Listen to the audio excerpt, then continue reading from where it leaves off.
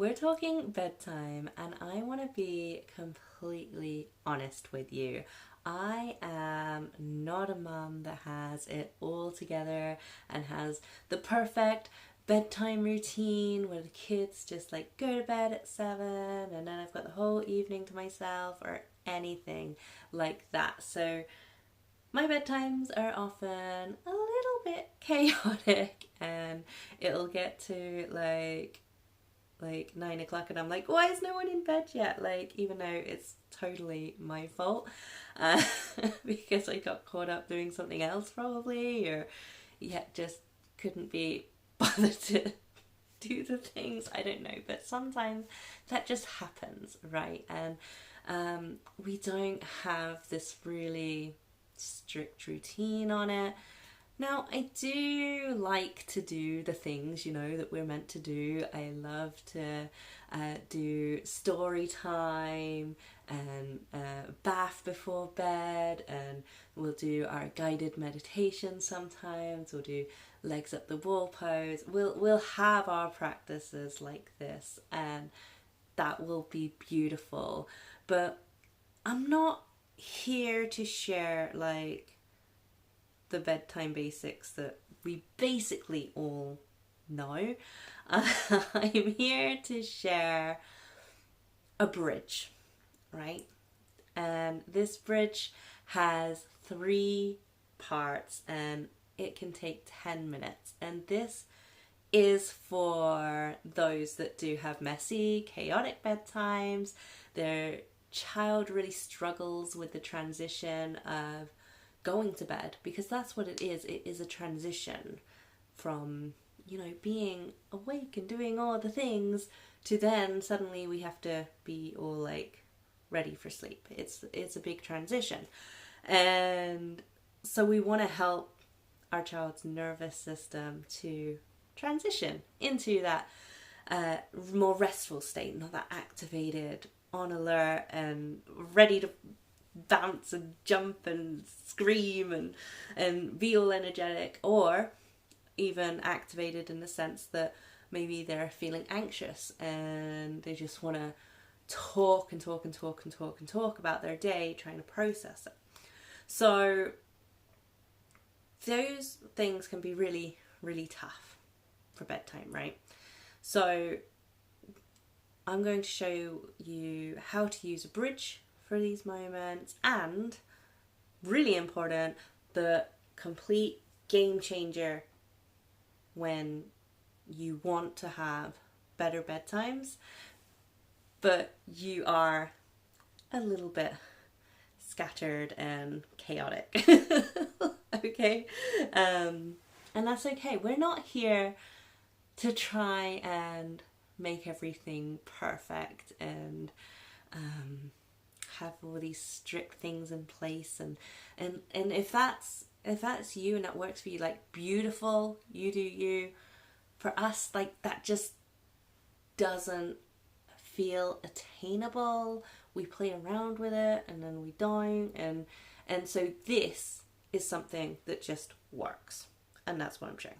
Okay, so first I want to talk about those tough bedtimes and what that's been like for us. So a couple of years ago, we had a big problem with anxiety, and my child would just want to talk and talk and talk, and I felt like, okay, if I just listen and I validate their big emotions and I try to support them, that it would get better. And it just was stuck on a loop, constantly talking the same thing over and over again, and it just become ruminating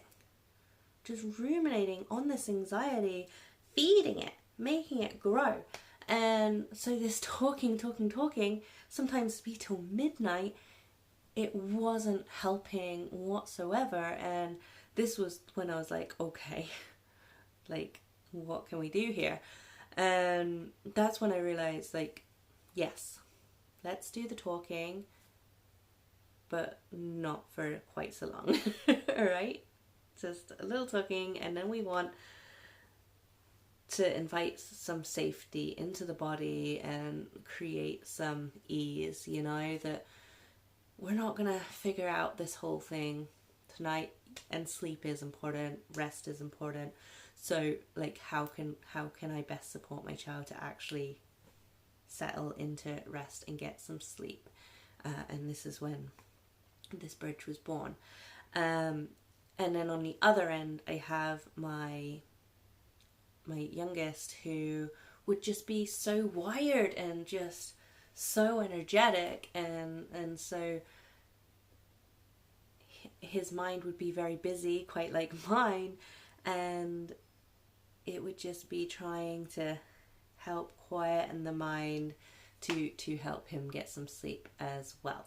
So what I come up with was, the bridge is in 3 parts, and this takes 10 minutes, right? So it doesn't take too long, so it doesn't matter if we're late to bed or whatever's been going on. And we could do our bedtime routine first, and then like we have this little 10-minute bridge. Whatever it is, this just fits in anytime. So step 1 is connection, and this can be giving them that talking time, but really intentionally. So this can even be just 5 minutes just to sit together and have a chat. I know it feels like, you know, if it's really late, you feel like, oh, you don't have time for this, but like it will make a difference. And this could be what they want to talk about, or maybe it's more guided. It could be something like your gratitude practice, like what are you grateful for today, what went well today. It could be ending the day on a positive, like that. And then we move away from our talking, and we instead go into the body. Right? So that's helped get all our kind of thoughts and things out. Now let's help the body to catch up. So step 2 is some kind of a movement practice, maybe a yoga pose, maybe shaking it out, depending on how much energy there is. One of my favorite ones, as I mentioned earlier, is legs up the wall pose. So on my bed, I actually have it pushed up against the wall, and so I love to do this on my bed. Otherwise, this wall behind me, nice empty wall, putting our legs up the wall, and this can be playful as well, and we could balance a teddy on our feet. We can balance a yoga block. If you have one of these, balance that on their feet, see if they can keep it up. And so it gets to be fun and playful as well, and this feeds into that connection as well, okay? And this is what really helps that co-regulation, and it's supportive for you as much as them. Step 3 is anchor the breath. So we can keep it really nice and simple here. We don't have to go too much into the breath. If you want more about the breath and anxiety and its connection between breath and emotions and nervous system, I've got a whole workshop on it called Anxiety and the Breath, which we go deep, right? So you could check that one out inside the Family Yoga Club. But for now, I just want to share a simple way that I both help myself and for my children. So as I said before, sometimes when I go to bed, my mind is just so busy. So one that I use quite a lot is simply going, I am breathing in, I am breathing out. So when I'm doing this, I'm anchoring into my breath, into these words, and it's helping everything else to clear. The breath and the words, they become my anchor. I'm focused on them. I am breathing in, I am breathing out. And I put my focus there, and it just helps me to feel relaxed and ready and able to sleep. And so I love to share this one with children as well, because it is just so simple, that they can use it when I'm not there as well. Now, my youngest's favourite is to practice balloon belly breath at bedtime, and I really like this one because one thing I notice, if I was to say something like take a deep breath, because we know, that's helpful, right? To take a deep breath and to help us to calm and relax. But for children, often when we say this, they can kind of go, oh, and they suck the air in and it's in their chest. Even doing that, it doesn't feel good, right? And that can be quite activating, and it's not that calm feeling that we want, right? So by doing that visual of the balloon belly and really encouraging them to fill up their belly, it's helping them with abdominal breathing, and we can also encourage them to breathe in through the nose. So breathing in through the nose, taking that breath down deep into their belly, and that is going to be so much more calming for the nervous system and so much better for them wanting to switch off at bedtime and get some sleep. And again, we do this playfully, so fill up your balloon belly and then we'll go pop and pop the balloon belly and it goes down. And sometimes this is just a fast playful one, and then we try and slow it down. So one thing, I said I wasn't going to go too deep into the breath, but one thing that does really help with calming our body and helping to get into that parasympathetic nervous system response instead is to lengthen the exhale. So it's not all just take a deep breath. It's actually, we really want to focus on that long exhale. That's what's going to help the most, right? So this is why techniques like the 4-7-8 breath, where breathing in for 4, holding for 7, breathing out for 8, work so well for grown-ups and like much older children, teenagers, to settle into sleep. I wouldn't do the breath holds or that longer exhale with the younger ones. You could start with like breathing in for 4 and out for 6, but really the first step is breath awareness, right? That's really what we want to start with. Is so I am breathing in and I am breathing out, balloon belly. That's really is enough. But yeah, just encouraging that long exhale on the pop is really helpful. Okay, but now it's the bigger step, the step that I wish I knew even earlier, but I'm going to share it with you and hopefully you'll find some real value in this. It's that rest is not just a bedtime job, right? So of course this transition is going to feel hard when we're literally trying to process everything at bedtime and give our nervous system, it's a lot to carry until then, right? Especially if we're not doing anything like rest things in our day.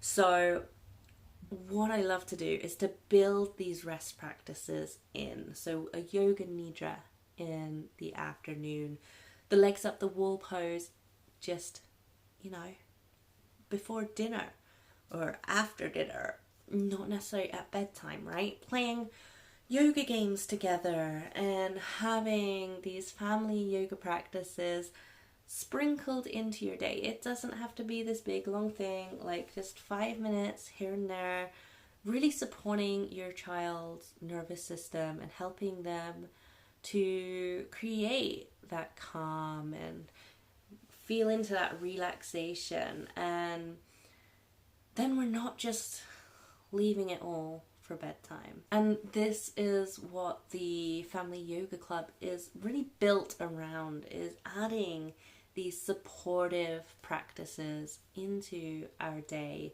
so that we can care for our nervous system, we can care for our well-being and help our nervous system to go back into that more rested state, right? Because so often we're like at this constant state of activation, like ready for anything, and we never truly bring that baseline down. And that's why it can feel like your child goes from 0 to 100. That's why it can feel like you're snapping when it comes to like that 5-6 o'clock and you're getting tired and you're feeling snappy, and that because your baseline is never really coming down except for when you're sleeping, right? So sleep and rest are both important, and they're different things, right? They're not the same thing. So we do need to be really intentional about this. So I'm going to be sharing a lot more about this in the Family Yoga Club.